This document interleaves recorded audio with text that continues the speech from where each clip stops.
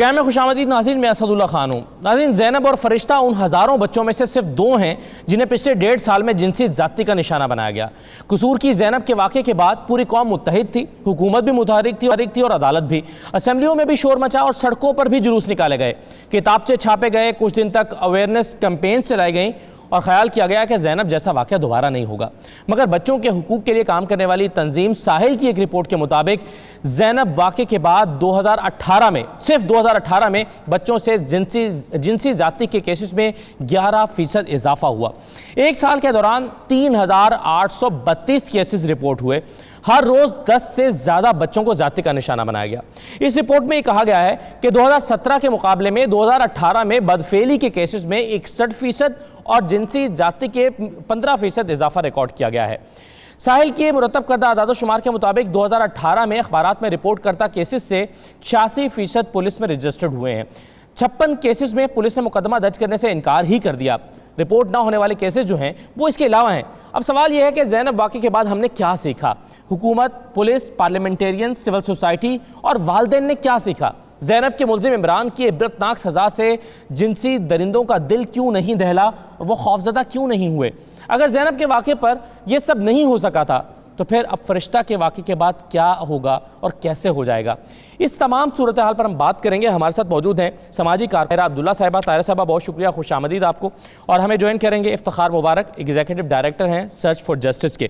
طاہرہ صاحبہ، سب سے پہلے تو یہ بتائیے کہ اتنا کچھ ہوا جب زینب کا واقعہ ہوا تھا اور ہمیں پوری قوم ایک متحد نظر آئی تھی، حکومت بھی ایسا لگ رہا تھا کہ اب لیجسلیشن ہوگی، پولیس بھی شاید ان معاملات میں اب اپنی بے حسی کا مظاہرہ ترک کر دے گی، لیکن ہم نے دیکھا یہ رپورٹ تو بتا رہی ہے کہ 2017 کے مقابلے میں 2018 میں کیسز بڑھ گئے اور 11% تک اضافہ ہو گیا بچوں کے ساتھ جنسی زیادتی کے واقعات میں۔ تو کیا ہم نے زینب کے واقعے سے کچھ نہیں سیکھا؟ بہت شکریہ، سب کو سلام میری طرف سے۔ آپ نے آج یہ بہت اہم اور ٹاپیکل ایشو کو اٹھایا ہے، اور آپ نے جیسا کہ ابتدا میں فرمایا کہ زینب کے بعد پوری قوم دہل گئی تھی اور ہم سمجھتے تھے کہ پھر نہیں ہوگا، اور یہ ایک نعرہ بھی بن گیا تھا، نیور اگین، آئندہ نہیں کبھی ہونے دیں گے، لیکن پھر بھی ہوتے چلے جا رہے ہیں۔ ہر روز 11-12 اس طرح کے کیسز آتے ہیں۔ میں اس کے 3-4 مختلف پہلو ہیں، میں اگر آپ کے پاس وقت ہوگا تو ایک ایک کر کے اٹھانا چاہوں گی۔ جی۔ سب سے پہلی بات تو یہ ہے کہ آپ نے اس رپورٹ کا ذکر کیا، میں بھی رپورٹ لائی تھی دکھانے کے لیے اگر آپ کے پاس نہیں تھی۔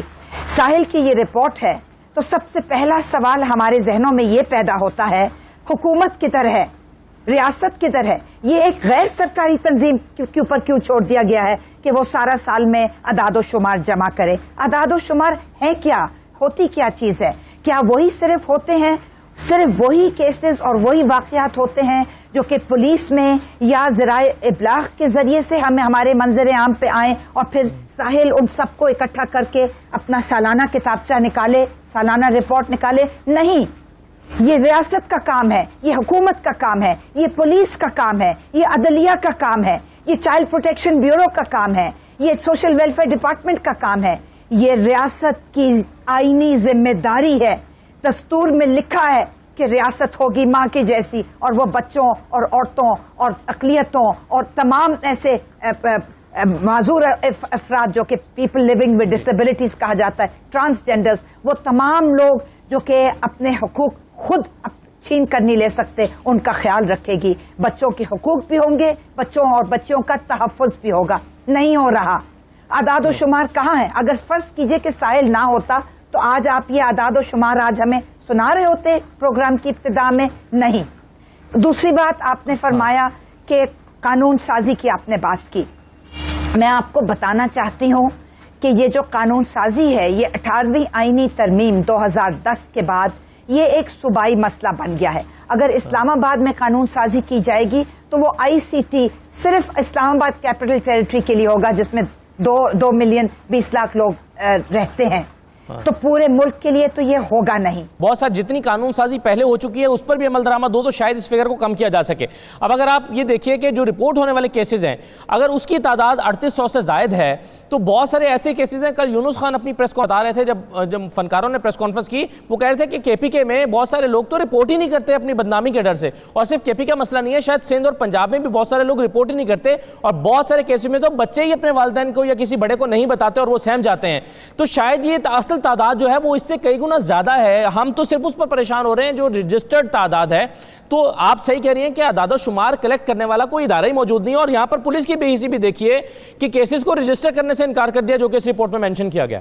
صرف بے حسی نہیں, میں سمجھتی ہوں اپنی ذمہ داری سے اس طرح کا مجرمانہ غفلت اس کو کہیں گے.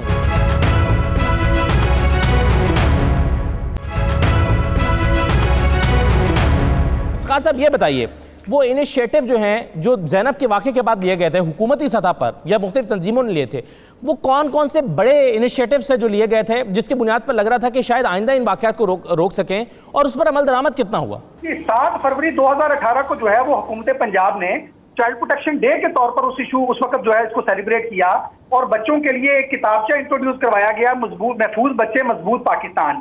اور اس وقت اس عزم کا ارادہ کیا گیا کہ یہ کتابچہ پنجاب بھر کے تمام اسکولوں میں تمام بچوں تک جو ہے وہ پہنچایا جائے گا. لیکن جب اس واقعے کے کچھ ہی دنوں کے بعد ہم نے جب چیک کیا, کراس ویریفائی کیا, تو بہت سارے ڈسٹرکٹ تک, بہت سارے اسکولوں تک, میجورٹی آف بچوں تک جو ہے وہ کتابچہ پہنچ ہی نہیں پایا. اسی طرح سے اس وقت ایک ہائی لیول کی کمیٹی جو ہے وہ اس وقت کے جو وزیر قانون تھے ان کی سربراہی میں اسٹیبلش کی گئی, اور ان کو یہ ٹاسک دیا گیا کہ وہ ایڈمنسٹریٹو ریفارم کے لیے, وہ لیگل ریفارم کے لیے, وہ ایڈمنسٹریٹو ایکشنز کے لیے اور پالیسی ریفارمز کے لیے جو ہے وہ حکومت پنجاب کو جو ہے وہ تجاویز پیش کریں گے, تاکہ اس طرح کے اقدامات کو پروموٹ کیا جائے کہ مستقبل میں بچوں کے جو ہے وہ تشدد کا نشانہ بننے کے جو امکانات ہیں ان کو کم از کم پہ لے کے جو ہے وہ جایا جائے. اور وہ تجاویز آئیں کے توسط سے یہ بات بتاتا چلوں کہ ٹل ڈیٹ آج کی تاریخ تک کسی بھی صوبے کے اندر انکلوڈنگ اسلام آباد capital territory child protection policy exist نہیں کرتی. ہمارے پاس BCO پالیسی صوبائی سطح پر بھی اور وفاقی سطح پر بھی موجود ہیں, اور اگر کوئی نہیں ہے تو وہ بچوں کے تحفظ کی پالیسی جو ہے وہ نہیں ہے. ہولسٹک اپروچ جو ہے وہ بچوں کے ایشوز کو لے کے, بچوں کے مسائل کو لے کر وہ نہیں ہے. 2017 کے اندر national commission on the rights of children کا قانون پاس ہوا تھا, ابھی تک وہ کمیشن ہم وفاقی سطح کے اوپر جو ہے وہ اسٹیبلش نہیں کر پائے. تو ایک طرف تو جہاں پر اس طرح کے جو واقعات کے بعد ایک بہت ڈبیٹ جنریٹ ہوتی ہے, ڈسکشن سٹارٹ ہوتی ہے, بہت ساری تنقید بھی دیکھنے میں آ رہی ہوتی ہے, لیکن ان واقعات کے بعد حکومتی جانب سے جو ہے وہ اپنا جو ایک ایکٹیو اور ایفیشینٹ فالو اپ تھا اس کو کنٹینیو جو ہے وہ نہیں رکھا جا پاتا, وہ نہیں کیا گیا. جو انیشیٹوز لیے بھی گئے اس پر عمل درآمد ہی نہیں ہوا. وہ کتابچہ آپ کہہ رہے ہیں چھاپے گئے, وہ اسکولوں تک پہنچ ہی نہیں پائے, اس کو فالو اپ نہیں ہوا.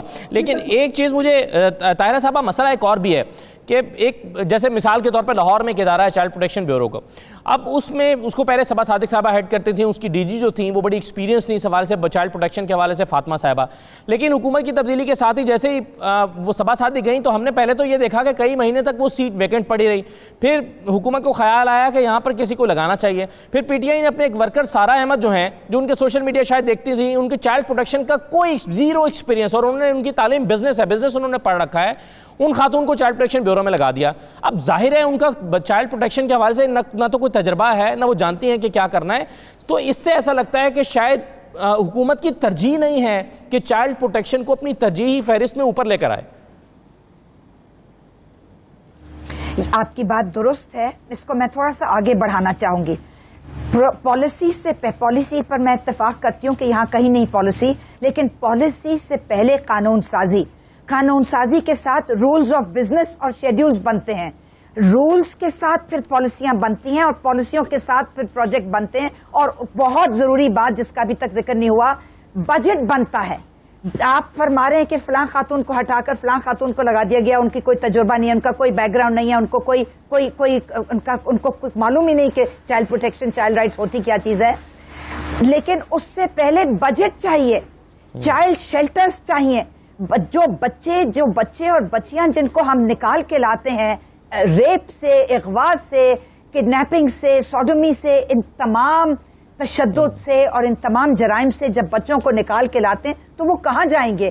ان کے لیے شیلٹرز بنانے بہت ضروری ہیں. جس طرح خواتین جو تشدد کا شکار ہوتی ہیں ان کے لیے شیلٹرز بنائے گئے ہیں 4 صوبوں میں اور اسلام آباد میں. اسی طرح بچوں اور بچیوں کے لیے بہت ضروری ہے.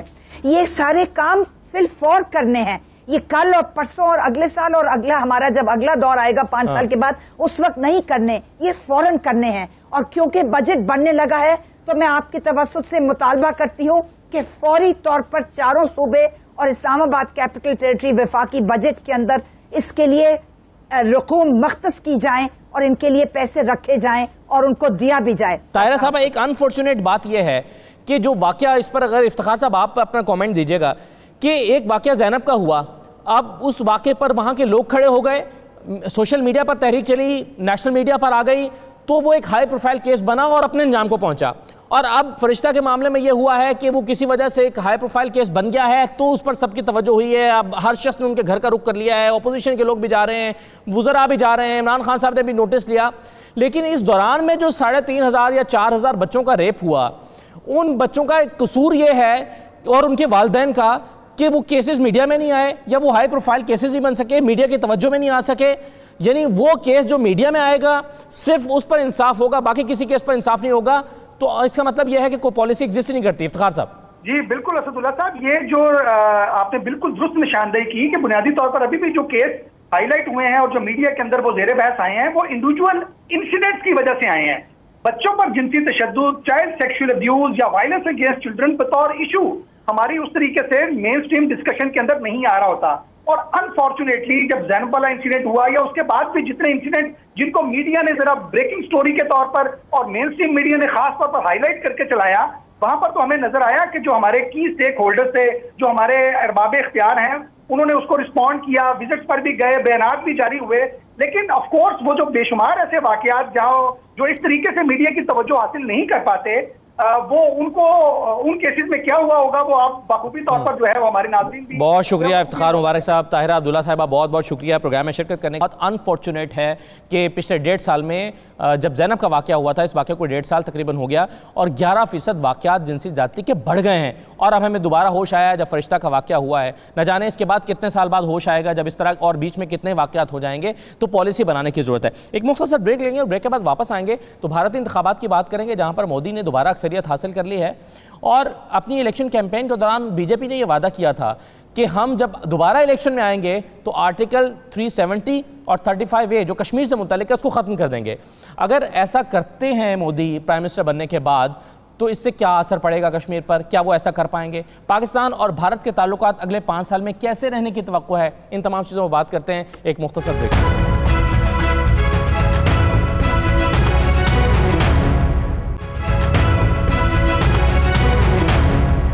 پروگرام میں خوش آمدید کہتے ہیں. بھارت میں ہونے والے انتخابات میں نریندر مودی پہلے سے بھی زیادہ نشستیں لے کر کامیاب ہو گئے ہیں. لوک سبھا کی 542 نشستوں کے لیے 7 مراحل میں ہونے والے انتخابات کے نتائج کے مطابق بھارتی جنتا پارٹی اور اس کے اتحادیوں نے 349 نشستیں حاصل کر کے میدان مار لیا ہے. مودی ایک بار پھر بھارت کے وزیر اعظم ہوں گے. باوجود اس کے کہ مودی نے بھارت کا سیکولر چہرہ بری طرح مسخ کیا اور بھارت کو 2 حصوں میں تقسیم کر دیا, یہاں تک کہ ٹائم میگزین نے مودی کو ڈیوائیڈر ان چیف قرار دیا. اس کے باوجود بھارت نے مودی کو ووٹ دیا. بی جے پی نے اپنے انتخابی منشور میں نعرہ لگایا تھا کہ اگر ان کی دوبارہ حکومت بنی تو وہ بھارتی آئین کا آرٹیکل 370 اور 35A کو ختم کر دیں گے جو کشمیر کی ایک حیثیت کو ڈیفائن کرتا ہے. اب سوال یہ ہے کہ مودی کی جیت کے پاکستان پر کیا اثرات مرتب ہوں گے اور دونوں ملکوں کے درمیان کیسے تعلقات رہنے کی توقع ہے. اسی پر ہم گفتگو کریں گے. ہمارے ساتھ شاہد امین صاحب موجود ہیں. شاہد خوش آمدید. ارشاد عارف صاحب ہمارے ساتھ موجود ہیں. آپ کو بھی سر خوش آمدید. سب سے پہلے شاہد امین صاحب, یہ پہلے تو یہ کہیے کہ آپ پاکستان اور بھارت کی جو 5-7 تعلقات رہے ہیں مودی صاحب کی موجودگی میں, اس میں آنے والے دنوں میں کوئی تبدیلی دیکھتے ہیں, اور اگر وہ ہوگی تو وہ کس بنیاد پر ہوگی؟ دیکھیے, کیونکہ مودی صاحب دوسری بار منتخب ہو گئے ہیں بڑی واضح اکثریت کے ساتھ, تو یہ توقع کی جا سکتی ہے کہ ایک تو یہ کہ انڈیا میں اسٹیبلٹی رہے گی, اور پھر مودی صاحب جو میرے خیال میں انتخاب لڑنے کے لیے جو انہوں نے پاکستان کے خلاف ایک مصنوعی وار فیور قائم کیا تھا, اس میں تو اس حربے میں تو وہ کامیاب ہو گئے ہیں, لیکن یہ کوئی لانگ ٹرم پالیسی پاکستان کے ساتھ نہیں ہو سکتی ہے.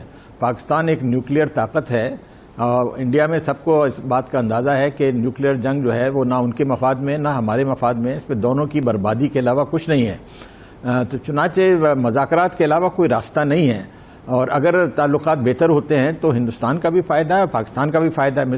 مثال کے طور پہ اس وقت ہم نے ایئر اسپیس جو بند کیا ہوا ہے تو انڈین ایئر لائنس کو بڑا شدید نقصانات ہو رہے ہیں، اور بھی جو آپ سمجھیں کہ اگر باہمی تعاون ہو تو جو فائدے ہوتے ہیں وہ بالکل واضح ہیں۔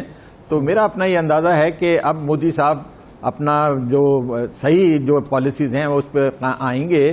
یہ پاکستان دشمنی تو ایک الیکشن کا ٹیکٹک تھا، یہ کوئی لانگ ٹرم پالیسی نہیں تھی، اور ویسے بھی میرے خیال میں مودی صاحب کی نیت شروع میں تھی جب پہلی دفعہ اقتدار میں آئے تھے کہ پاکستان کے ساتھ تعلقات میں کچھ بہتری آئے، تو ہو سکتا ہے کہ وہ اپنی اس ڈگر پہ واپس چلے جائیں۔ صحیح ہے، لیکن ارشاد صاحب اب معاملہ یہ ہے کہ پاکستان کے مخالف نعرہ لگا کر مودی کو ووٹ ملا اور وہ اس میں کامیاب رہے ہیں۔ اچھا، اب بہت سارے جو بڑی تعداد میں لوگوں نے ووٹ دیا آپ کے خیال میں مودی کو، صرف پاکستان مخالف نعرہ تو نہیں ہوگا، آپ کے خیال میں مودی کی ایسی کیا پرفارمنس تھی، کیا خاصیت تھی کہ لوگوں نے اتنی بڑی تعداد میں ان پر کانفیڈنس کا اظہار کیا ہے، یا پھر ان کا مخالف بڑا کمزور تھا اور ان کے پاس کوئی چوائس نہیں بچی تھی؟ دیکھیں، دو تین چیزیں ہیں۔ پہلی بات تو یہ ہے کہ ہمیں یہ مان لینا چاہیے، یہاں جو ایک عجیب سا پروپیگنڈا ہوتا رہا کہ بھارت کے عوام جو ہیں سیکولرزم کی وجہ سے، جمہوریت کی وجہ سے بڑی ایک روشن خیالی آ چکی ہے، بہت زیادہ روادار ہیں، پاکستان کے ساتھ اچھے تعلقات۔ مودی نے اس تاثر کو ختم کیا کہ نہیں، بھارت جس طرح 1946 میں 47 میں بھارت کے عوام جو تھے وہ مسلمان دشمن تھے اور پاکستان کا قیام نہیں چاہتے تھے، آج بھی وہ اسی مقام پر کھڑے ہوئے ہیں، اور یہ اس الیکشن نے واضح کر دیا۔ دوسری بات جو تھی وہ یہ تھی کہ RSS جو ہے وہ بھارتی جنتا پارٹی کا حصہ ہے، جس کے دو مقاصد ہیں۔ نمبر 1 تو یہ ہے کہ جتنے لوگ وہاں ہندو سے کنورٹ ہو کے مسلمان ہوئے، کرسچن ہوئے یا کسی دوسری مذہب قبول کیا ہے، ان کو واپس لایا جائے، اگر واپس نہیں آتے تو ان کو باہر دھکیل دیا جائے۔ یہ ان کے منشور کا حصہ بھی ہے، ہندوتوا کو آگے بڑھانا جو ہے ان کے مزاج کا حصہ بھی ہے، ان کی تربیت کا حصہ بھی ہے۔ اور تیسری بات ہے وہ پاکستان دشمنی کی ہے۔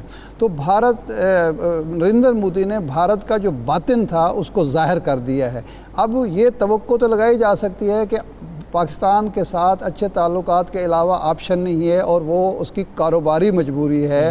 تاجرانہ ذہنیت کا بھارت جو ہے اس کی کاروباری مجبوری یہ ہے کہ وہ بھارت کے ساتھ صرف پاکستان نہیں بلکہ تمام مسائل کے ساتھ تعلقات بہتر کرے، لیکن شاید ان کی سیاسی مجبوری ہے کہ وہ پاکستان کے ساتھ تعلقات خراب رکھیں، اقتصادی اور معاشی جو صورتحال بہتر ہو۔ لیکن ان کی سیاسی مجبوری یہ ہے کہ وہ یہ دشمنی برقرار رکھیں، اور اس کا اظہار اس وقت ہوگا جب مودی جو ہے کشمیر کے حوالے سے اپنی پالیسی کا اعلان کرے گا۔ اگر تو جو سابقہ پالیسی ہے، جو تشدد کی پالیسی ہے، ظلم کی پالیسی ہے، وہ برقرار رکھتی ہے تو اس کا مطلب یہ ہے کہ کوئی پاکستان سے تعلقات بہتر ہونے کی توقع نہیں ہے۔ لیکن اگر وہاں وہ پالیسی تبدیل کرتا ہے، یہ 377 پر اور 35A پر مرکوز نہیں کرتا توجہ، اس کو تبدیل کرنے کی کشمیر کے اسٹیٹس کو تبدیل کرنے کی کوشش نہیں کرتا، تو اس کا مطلب یہ ہوگا کہ ہمارے لیے پیغام ہوگا کہ ہم آپ سے تعلقات۔ اگر وہ اس پر جاری رکھتا ہے اپنی پالیسی تو پھر یہ ہمیں توقع نہیں کرنی چاہیے کہ پاکستان کے ساتھ تعلقات اچھے ہوں گے۔ جنگ کی کیفیت شاید نہ ہو، جنگ کی صورت نہ ہو، لیکن اچھے تعلقات کی بھی ہمیں توقع بالکل نہیں کرنی چاہیے، اور یہی اس کی کامیابی کی وجہ ہے۔ دیکھیں، کامیاب ہونے کے بعد یو ٹرن لینا جو ہے اتنا آسان بھی نہیں ہوتا۔ اس بھارت میں جو انتہا پسندی کی آخری حدوں پر چلا گیا ہے، جہاں یعنی بہت خوشگوار تعلقات آپ نہیں دیکھ سکتے، ہو سکتا ہے کہ اتنی شدت نہ رہے اس میں، اس میں کمی آ سکتی ہے، لیکن یہ نہیں ہو سکتا کہ آپ بالکل یو ٹرن لے کے شاہد صاحب یہ جو کشمیر کا معاملہ ہے، ایک تو اس کو بھارت میں کچھ لوگ جو سنجیدہ طبقے ہیں وہ پہلے ہی کہتے ہیں کہ یہ پریشر کوکر بن چکا ہے، کسی بھی وقت پھٹ سکتا ہے اور کسی بھی وقت بھارت کے لیے بہت بڑا پرابلم بن سکتا ہے، اور اگرچہ وہ پہلے ہی بنا ہوا ہے۔ اب اس میں اگر مزید تجربات کرنے کی کوشش کی جاتی ہے، 370 اور 35A کی جو بات کی گئی تھی الیکشن کیمپین کے دوران، کیا وہ صرف آپ کے خیال میں الیکشن کا ایک نعرہ تھا، یا اس میں بھارتی حکومت سنجیدگی دکھائے گی؟ اور اگر کوشش کرتی ہے کہ 370 کو اور 35 کو چھیڑے تو آپ کے خیال میں اس کے نتائج پھر کیا ہو سکتے ہیں کشمیر میں؟ ظاہر ہے اس سے کشمیر میں حالات میں اور تلخی آئے گی، اور عوام کا جو جدوجہد ہے وہ اور زیادہ سخت ہو جائے گی، کیونکہ یہ بالکل کشمیریوں کے لیے ناقابل قبول بات ہے کہ اس آرٹیکل کو چھیڑا جائے اسی کی، بلکہ یہ تو انڈیا کے کانسٹیٹیوشن کا ایک حصہ ہے، تو میں نہیں سمجھتا کہ ان کے پاس وہ اتنی ووٹنگ پاور بھی ہوگی کہ اس آرٹیکل کو تبدیل کریں۔ لیکن ان اینی کیس اس سے کشمیر میں یقیناً حالات بہت خراب ہوں گے، پاکستان کے ساتھ تعلقات میں بھی ظاہر ہے کہ اس کے بعد ابتری آئے گی. میرا اپنا اندازہ یہی ہے کہ مودی صاحب نے اپنا جو پاکستان مخالف کارڈ کھیلا ہے اس میں کامیابی حاصل ہونے کے بعد اب وہ سکون کے ساتھ کوئی ایک نئی پالیسی اختیار کریں گے. مثال کے طور پہ اگر آپشن یہی ہے کہ پاکستان سے دشمنی جاری رکھو تو پھر ہر وقت یہاں ٹینشن رہے گی, جنگ کا خطرہ رہے گا, دنیا میں بھی ہندوستان کے بارے میں منفی تاثر ہوگا کہ رسپانسبل پاور نہیں ہے, نیوکلیر طاقت ہے لیکن رسپانسبل پاور نہیں ہے. تو پھر آپ کا اندازہ ہے کہ کوآپریشن کے بڑے فوائد بھی ہیں ہندوستان کے لیے بھی اور پاکستان کے لیے بھی. تو یہ سوچنا کہ وہ صرف پاکستان دشمنی میں وہ ہرگز کسی قسم کا کوئی سمجھداری کی پالیسی اختیار نہیں کریں گے, میں نہیں سمجھتا ایسا ہے. وہاں پہ بھی آخر دانشور لوگ بیٹھے ہوئے ہیں, سمجھدار لوگ بیٹھے ہوئے ہیں جن کو اندازہ ہے کہ ہندوستان کے قومی مفاد کیا ہیں. صرف یہ دشمنی تو ایک جذبہ ہے نا جی, یہ مفاد نہیں ہوتا ہے. تو اس لیے میں تو یہ سمجھتا ہوں کہ حالات میں کچھ بنا کچھ بہتری آئے گی. اس کا یہ مطلب نہیں کہ ڈپلومیسی چل رہی تھی شاہد امین صاحب کچھ عرصہ پہلے تک, جو دونوں ملکوں کے رابطے تھے بیک چینل کے ذریعے سے. اب پاکستان میں نیشنل سیکورٹی ایڈوائزر اس وقت کوئی ہے نہیں, شاید آنے والے دنوں میں آ جائیں, لیکن کیا اس چینل کو دوبارہ سے آپریٹو بنانا ضروری ہے؟ اور دوسرا جو دہشت گردی کا معاملہ ہے پاکستان میں, ہم یہ سمجھتے ہیں ہمارے پاس ثبوت ہے, ثبوت دیے بھی جا چکے ہیں. آج بھی کوئٹہ میں دھماکہ ہوا ہے کہ بلوچستان میں جو انسرجنسی ہے, دہشت گردی ہو رہی ہے, ان کی ٹریننگ BLA کو اور باقی لوگوں کو افغانستان میں را کی مدد سے دی جا رہی ہے, اور را کے یہاں پر کلبھوشن کے ذریعے سے موجود ہونے کے واضح ثبوت, اور پاکستان یہ ثبوت دے بھی چکا ہے. تو اب آپ کے خیال میں کس سطح کی جو ڈپلومیسی ہے وہ اس کو اختیار کیا جا سکتا ہے کہ اگر بھارت کے ساتھ, بھارت بھی اس خواہش کا اظہار کرتا ہے کہ چلیں پہلے جیسی شدت نہ رہے, بہتر تعلقات کیے جا سکیں, تو کیا امن قائم کرنے کے لیے بھارت اپنی پالیسی جو ہے پاکستان کے امن کو خراب کرنے کے لیے جو را نے پالیسی بنائی ہوئی ہے, جو ڈیسک بنے ہوئے ہیں وہاں پر, جو فنڈنگ ہو رہی ہے وہاں سے, اس میں تو کمی کی توقع نہیں کی جا سکتی, تو پھر پاکستان کو کیسے نمٹنا ہوگا اس معاملے سے؟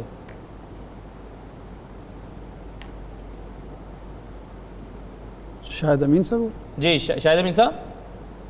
جی میرے سے سوال ہے آپ کا. جی دیکھیے, را جو ہے یقیناً ان کا ایک بڑا اہم ادارہ ہے, لیکن حکومت انڈیا کی حکومت جو ہے صرف را کے اشاروں پہ تو نہیں چلتی ہے.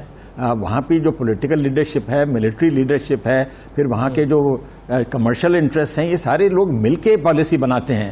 را تو صرف ایک ویپن ہے جو حکومت کے ہاتھ میں ہے, وہ پالیسی میکنگ ڈیسیجن کا ویپن نہیں ہے.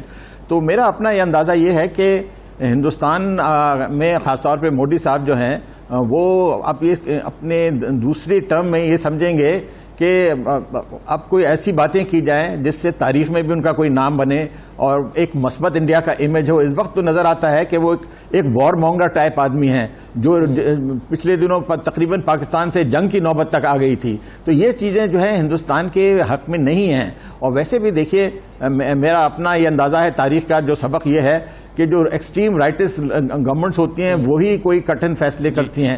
پریزیڈنٹ نکسن جو تھے بڑے سخت کمیونسٹ کے دشمن تھے, انہوں نے چائنا کے ساتھ دوستی کی, اور بگن جو تھا وہ ایک ٹیررسٹ تھا لیکن اسی نے مصر کے ساتھ دوستی کی. تو تاریخ میں یہ بھی ہم نے دیکھا ہے کہ انتہائی رائٹ ونگ پارٹیز ہیں, وہ جو ایسے گمبھیر مسئلے ہیں ان کو حل کرنے کی ان میں طاقت ہوتی ہے اور ولنگنس ہوتی ہے. ٹھیک, اچھا بالکل مختصراً مجھے شاہ صاحب یہ بتا دیجیے گا کہ ظاہر ہے مودی نہ احمق ہے نہ اس کو ووٹ دینے والے احمق ہیں. انہوں نے ایک پالیسی, اور مودی کے بارے میں کہا جاتا ہے کہ اس نے اپنی فورن پالیسی کو بڑے مؤثر انداز میں چلایا اور عالمی سطح پر اس نے اپنا ایک خاص تعلقات قائم کیا, اور اس وقت ویسے بھی خطے کے اندر جو ایک انہوں نے اتحاد, پاکستان مخالف اتحاد بنا رکھا ہے, اس کو وہ لے کر چل رہا ہے, اور اس پورے اتحاد کے پاکستان کے خلاف جو عزائم ہیں وہ کس سے ڈھکے چھپے نہیں ہیں. تو آپ کے پاکستان کو چیلنجز کون سے درپیش ہوں گے مودی کے وزیر اعظم بننے سے؟ دیکھیے, پہلی بات یہ ہے کہ آپ ذرا ہم سمجھنے کی کوشش کریں مودی کو اور بھارتیہ جنتا پارٹی کو اور RSS کو. پاکستان کا وجود اگر وہ تسلیم کر کے آگے بڑھیں تو بالکل رائے مختلف ہوگی اور انداز کار بھی مختلف ہوگا. لیکن اگر پاکستان کا وجود کھٹک رہا ہے اور ایک کانٹا ہے انڈیا کے دل میں اور مودی کے دل میں, تو پھر سوچ بالکل مختلف ہوگی. یہ جو وار مونگرنگ ہے, یہ جو ٹینشن ہے, اسکلیشن جو ہے, یہ انڈیا کے مفاد میں ہے. مودی سرکار کا یا وہ جو دانشور ہیں مودی کے حامی, ان کا یہ کہنا ہے کہ پاکستان جس بحران کا شکار ہے, تاریخ میں اتنے بڑے بحران کا شکار وہ کبھی نہیں ہوا, کہ وہاں اندر بھی دہشت گردی ہوئی اور ابھی تک ختم نہیں ہوئی. امریکہ کے ساتھ وہ دباؤ میں ہے، افغانستان میں اس کے حالات اچھے نہیں ہیں، ایران کے ساتھ بھی کوئی بہت زیادہ وہ گرم جوشی کا معاملہ نہیں ہے، اور معاشی بحران سب سے بڑی. تو ایسی صورت میں اگر ہم ریلیف دیں گے پاکستان کو تو پاکستان دوبارہ اپنے پاؤں پر کھڑا ہو جائے گا اور پھر ہمارے لیے چیلنج بن جائے گا.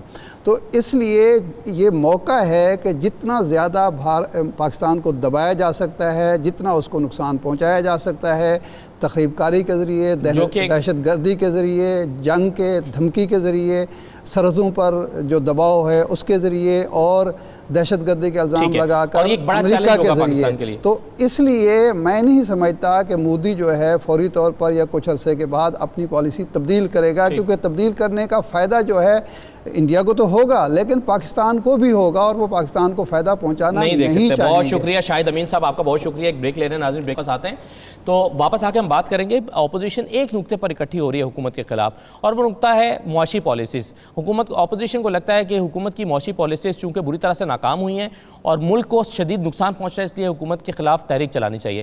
لیکن پچھلے 2 دن میں جو انڈیکیٹر سامنے آئے ہیں، پچھلے 3 دن میں شاید، اس کے بعد معاشی صورتحال میں بہتری کے امکانات پیدا ہو گئے ہیں. اور اگر معاشی صورتحال بہتر ہوتی ہے تو کیا جیسے جیسے معاشی صورتحال بہتر ہوگی ویسے ویسے اپوزیشن کے پاس تحریک چلانے کا جواز کم ہوتا جائے گا؟ اگر معاشی صورتحال بہتر ہو جائے گی تو کیا پھر بھی تحریک چلے گی؟ یہ وہ سوالات ہیں، اس کا جواب جاننے کی کوشش کریں گے. ایک بریک لیتے ہیں، بریک کے بعد واپس آتے ہیں.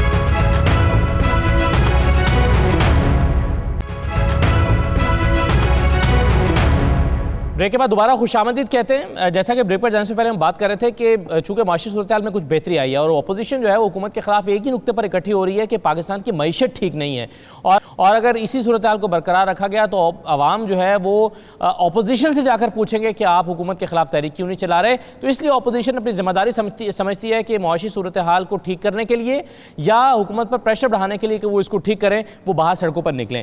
اب اگر معاشی صورتحال میں بہتری پیدا ہوتی ہے تو کیا اپوزیشن کے پاس یہ جواز رہے گا کہ حکومت کے خلاف تحریک چلائے؟ ہمارے ساتھ موجود ہیں صداقت علی عباسی صاحب، پاکستان تحریک انصاف کے رہنما. ارشاد عارف صاحب بھی موجود ہیں. صاحب پہلے تو آپ اپنا تجزیہ دیجئے کہ اپوزیشن نے نکلنا ہی نکلنا ہے ہر حال میں تحریک چلانے کے لیے، اگر معیشت میں استحکام ہو بھی جائے تو بھی.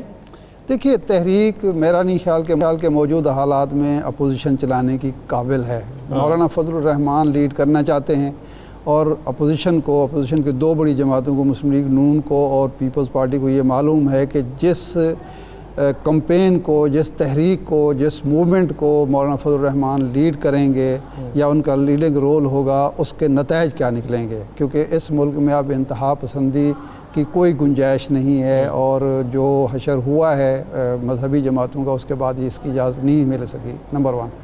نمبر 2، اس کا جو پس منظر ہے وہ ہے ایران اور امریکہ کی کشیدگی. اپوزیشن یہ سمجھ رہی ہے کہ ایران پر جو دباؤ آ رہا ہے وہی دباؤ ہم پر بھی ہے، اور اگر خدا نخواستہ حالات جنگ کی طرف جاتے ہیں تو ہم سے اسی طرح کی ڈیمانڈز ہوں گی جس طرح پرویز مشرف کے دور میں تھی، اور وہ بلوچستان کے حوالے سے. تو یہ بہترین موقع ہے کہ امریکہ کو اپنی وفاداری کا یقین دلا کر موجودہ حکومت سے کنسیشن لے لی جائیں، اس پر اتنا دباؤ بڑھا دیا جائے کہ یہ کنسیشن دینے پر مجبور ہو جائے. لیکن میرا خیال یہ ہے کہ موجودہ حکومت یا موجودہ ریاست جو ہے وہ اپوزیشن کو احتساب کے حوالے سے کسی قسم کی کنسیشن دینے کی پوزیشن میں ہی نہیں ہے. تحریک بھی چلتی مجھے نظر نہیں آ رہی اور کنسیشن ملتی بھی نظر نہیں آ رہی. ہاں، البتہ اتنا کچھ ہوگا کہ جتنی سپیس کم ہو گئی تھی وہ تھوڑی سی سیاسی طور پر سیاسی میدان میں رہے کہ جو لوگ احتساب سے بچ سکتے ہیں یا بچ جاتے ہیں ان سے کسی قسم کا نہ حکومت تعرض کرے گی، نہ نیب تعرض کرے گی، نہ کوئی دوسرا ادارہ کرے گا. لیکن جو قابل احتساب ہیں، جنہوں نے لوٹ مار کی ہے، اگر وہ پیسہ واپس نہیں دیتے، پیسہ واپس دینے پر آمادہ نہیں ہوتے تو نہ وہ سیاست کر پائیں گے اور نہ وہ تحریک چلا پائیں گے. صحیح ہے. اچھا باسی صاحب، یہ جو اسٹاک مارکیٹ میں بہتری آئی ہے، ڈالر میں تھوڑا سا استحکام آیا ہے، اگرچہ بہت بہتری نہیں آئی لیکن ہم چونکہ بہت روزانہ 2-3 روپے گر رہا تھا تو ہم اب اگر وہ استحکام ہے اس کے اندر اور وہ گر نہیں رہا تو ہم یہ کہیں گے کہ بہتر ہوا ہے. تو آپ کے خیال میں یہ مارکیٹ نے کوئی پوزیشن لے لی ہے اور حکومت نے جو سٹیپس لیے تھے اس کا یہ نتیجہ ہے، یا ابھی انسرٹنٹی برقرار ہے اور اگلے ہفتے میں جا کے تعین ہوگا کہ انسرٹنٹی ہے یا جو مارکیٹ ہے وہ مستحکم ہو گئی ہے؟ دیکھیں ظاہر ہے مارکیٹ جب موو کرتی ہے تو اس میں اپ اینڈ ڈاؤن آتے ہیں، اور اگر اس کی لانگ ٹرم موومنٹ ڈالر کی اوپر کی طرف ہو، روپے کی نیچے کی طرف ہو، تو بھی اس میں کریکشن آتی رہتی ہے مارکیٹ میں. اصل بات یہ ہے کہ جو سب سے بڑی وجہ ہے وہ ہے کرنٹ اکاؤنٹ کا خسارہ. وہ اتنا انپریسیڈنٹلی اتنا بڑا خسارہ تھا کہ وہ جب 19 ارب ڈالر کی شارٹ فال ہوگی آپ کی مارکیٹ میں تو ظاہر ہے وہ آپ کے پاس نہیں ہے پیمنٹ کرنے کے لیے، اور پھر آپ نے جو بھی بندوبست کیا آپ پہ ریزرو پہ اتنا پریشر رہا، اس کی وجہ سے وہ یہ تو مارکیٹ کا رسپانس تو ہونا ہی تھا. اب چونکہ ہمیں سعودی عرب سے بھی 3.2 بلین ڈالر کا ایک رعایتی اور ایک آپ کا ڈیفرڈ پیمنٹ پہ تیل مل گیا جی، اور ساتھ ساتھ آپ کا جو کرنٹ اکاؤنٹ کا خسارہ ہے وہ بھی 30% کم ہو گیا. لہٰذا اب ہم اس کو ٹارگٹ کر رہے ہیں کہ وہ 19 کے بجائے اس دفعہ 12 ارب تک چلا جائے. اس سے ظاہر ہے مارکیٹ میں کریکشن آئے گی. رہی اسٹاک مارکیٹ کی بات، تو اسٹاک مارکیٹ میں میں یہ اپنا اس کو فورکاسٹ کر رہا ہوں کہ اس میں بہتری آئے گی، کیونکہ وہ ایک بہت بڑا ایک آپ کے جو خسارے تھے، ایک تو مطلب 2300 ارب کا خسارہ آپ کا بجٹری تھا اور دوسرا کرنٹ اکاؤنٹ کا خسارہ تھا، تو وہ مارکیٹ میں تھوڑی سی ایک انسرٹنٹی آنی تھی. اب اس کے بعد کریکشن آئے گی اور وہ انشاءاللہ بہتر ہوگی. تو بہرحال یہ اکانومی کی چیزیں ہیں، یہ نہ حکومت کے اپوزیشن کے احتجاج کرنے سے ٹھیک ہوں گی اور نہ یہ حکومت کے چیخنے چلانے سے یا حکومت کے کوئی ابرپٹ میجر سے ہوگی. لیکن ظاہر ہے اپوزیشن کے پاس ایک جواز تو موجود تھا نا احتجاج کرنے کا کہ جی چونکہ عوام کا ہم پر دباؤ ہے. اپوزیشن یہ کہتے ہیں عوام کا ہم پر دباؤ ہے کہ اس صورتحال میں آپ باہر نکلیں ورنہ عوام ہمیں معاف نہیں کریں گے. یہ ہم نے اپوزیشن رہنماؤں کی بات سنی. اب مگر میں آپ سے پوچھنا یہ چاہ رہا ہوں کہ آپ کی انڈرسٹینڈنگ پولیٹیکلی کیا ہے؟ آپ لوگ یہ سمجھتے ہیں بطور حکومت کہ اگر ہم نے معیشت کو ٹھیک کر لیا، مارکیٹ کو استحکام دے دیا، ڈالر کو کنٹرول کر لیا، پرائسز کو روک لیا، مہنگائی کی شرح کو کم کر لیا، تو پھر اپوزیشن کے پاس احتجاج کرنے، جلسے جلوس کرنے کا اور مولانا فضل الرحمان کے پاس اسلام آباد میں آ کے بیٹھنے کا جواز نہیں بچے گا. یہ آپ کی انڈرسٹینڈنگ ہے؟ دیکھیں ہم سمجھتے ہیں کہ ان کی نیت ہی خراب ہے. مولانا فضل الرحمان صاحب ابھی مہنگائی شروع نہیں ہوئی تھی، حکومت شروع ہوئی تھی، تو مولانا فضل الرحمان نے کہہ دیا تھا کہ میں انہیں کہہ رہا ہوں جلدی سے احتجاج کریں. کب احتجاج کریں گے؟ جب ہم سب جیلوں میں ہوں گی. اس کے بعد جب عمران خان پہلے دن تقریر کرنے آئے تو اپوزیشن نے جو واویلا کیا وہ تقریر نہیں کر پائے. یہاں سے آپ کو باتیں سمجھ آتی ہیں کہ ایک مہنگائی بہانہ ہے. اصل جو ان کا جو وجہ ہے وہ ہے کہ یہ کرپشن کے خلاف جو اکاؤنٹیبلٹی کا بڑا ایک پروسیس چل رہا ہے اور بڑا تیزی سے آگے جا رہا ہے، اس کو وہ ڈسٹرب کرنے کے لیے، ہم پہ ایک دباؤ ڈالنے کے لیے اور اپنے لیے راستہ نکالنے کے لیے یہ کوشش کی جا رہی ہے. آپ کا یہ پوائنٹ بالکل ٹھیک ہے کہ اگر معیشت میں جو عدم استحکام رہا، جو وہ بہتری کی طرف جا رہا ہے، اور اگر زیادہ بہتری آ جاتی ہے مستقبل قریب میں تو ان کے پاس بیچنے کو کچھ نہیں ہوگا. لیکن ساتھ ساتھ ہم لوگوں کو یہ بتا بھی رہے ہیں کہ معیشت میں جو کچھ ہے اس کی وجہ وہ خسارے ہیں، اس کی وجہ وہ ادارے جو یعنی اگر بڑے بڑے 15 اداروں کے نام لیں تو کوئی ایک بھی ادارہ مسلم لیگ نون یا پیپلز پارٹی ٹھیک کر کے نہیں گئی، ہر ایک کو خسارے میں رکھ کے گئی ہے. ہم ساتھ ساتھ لوگوں کو یہ ایجوکیٹ بھی کر رہے ہیں کہ جو کچھ بھی ہے اس میں ہمارے کرنے کی جو چیزیں ہیں وہ ہم کر رہے ہیں. کہیں نیگلیجنس نہیں ہے، کہیں خدا نخواستہ بدنیتی نہیں ہے، کہیں کوئی بے ایمانی نہیں ہے، کہیں کوئی کرپشن نہیں ہے. اب ٹھیک کرنے میں جو ٹائم لگے گا وہ لگے گا. لہٰذا ہم ساتھ ساتھ بتا بھی رہے ہیں کہ جو جس پوزیشن میں آج معیشت ہے اس کی وجہ یہ لوگ ہیں. تو یہ جو اپوزیشن ہے دیکھیں بات یہ ہے آپ نے کہا کہ عوام ان کو معاف نہیں کریں گے. عوام اگر ان کو عوام ہمیں معاف نہیں کریں گے، وہی کہہ رہے ہیں کہ اگر عوام ان کی کرپشن معاف کر دیں گے تو وہ اتنے فراغ دے لیں کہ 4-6 مہینے عمران خان کو بھی معاف کیے رکھیں گے کہ جی ٹھیک ہے. اگر تو معاملات درست سمت میں چلتے ہیں، معاشی بھی سیاسی بھی، احتساب کا عمل مضبوط ہوتا ہے اور معیشت بہتر ہوتی ہے. مثلا اداروں میں اگر اسٹیل مل میں دوسرے اداروں میں اچھے لوگ آ جاتے ہیں، پی آئی آخر خسارے سے نکل رہی ہے نا، اگر یہ نکلنا شروع ہو جاتے ہیں اور ریاست پر بوجھ جو ہے ان اداروں کا عوام کے ٹیکسوں پر وہ کم ہو جاتا ہے تو عوام کو خام خواہ کسی نے بولے کتے نے دنوں کاٹا نا، یہ وہ خام خواہ تحریک میں شامل ہو جائے گی. حکومت کی بہتر پرفارمنس اور اپوزیشن کا واویلا جو ہے کامیابی بہتر پرفارمنس کو ملے گی، واویلے کو نہیں ملے گی. اور احتساب کا عمل جوں آگے بڑھے گا میرا نہیں خیال کہ اپوزیشن کے پلے کچھ ہے کہ وہ تحریک چلا. اداکار شکریہ ارشاد صاحب، آپ کا بھی بہت شکریہ. ناظرین پروگرام تھا آج کا، اجازت دیجیے، اللہ حافظ.